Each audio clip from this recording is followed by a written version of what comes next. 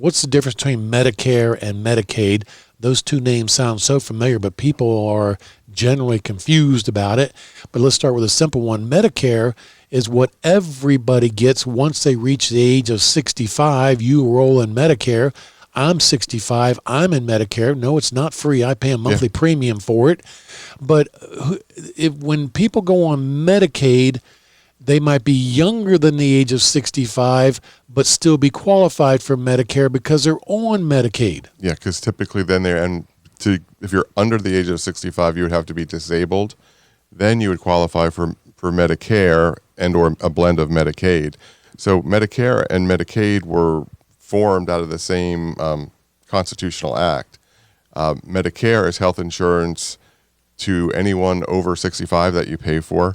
Medicaid is you don't pay for it. It's a means test. You have to qualify for it. So if you are qualify, meaning that you've basically don't have any assets available to you to pay for it, you qualify for Medicaid, and once you're on Medicaid, you're automatically on Medicare. Absolutely. Medicaid will actually pay your Medicare premium for you. Medicaid does the one thing that Medicare doesn't do. Medicaid pays for long-term care in a facility. So people, again, they might apply for disability. They've had some kind of work injury, and that disability might be approved. They might get a monthly check from the government because they're unable to work, but it also qualifies them for Medicare. Yes, it does. And that in and of itself is a big deal, especially if you've got some expensive medications every month. Absolutely. Okay. So, Robert, generally when we're talking about Medicaid, we're talking about helping people to protect their life savings from nursing homes and how to qualify for Medicaid to pay for your nursing home. Correct. All right. And so, Robert, generally to get qualified for Medicaid, what does it require?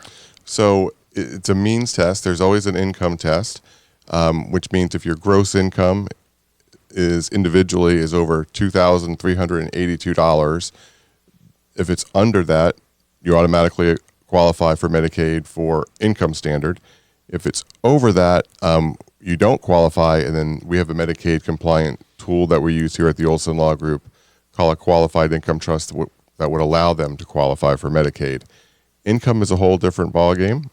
If you're married, you're allowed to have $132,380 in countable assets and still have your loved one qualify for Medicaid.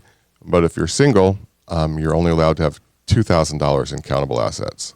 And generally what we're helping people do is to help them get qualified so that the Medicaid would pay for their nursing home. Absolutely.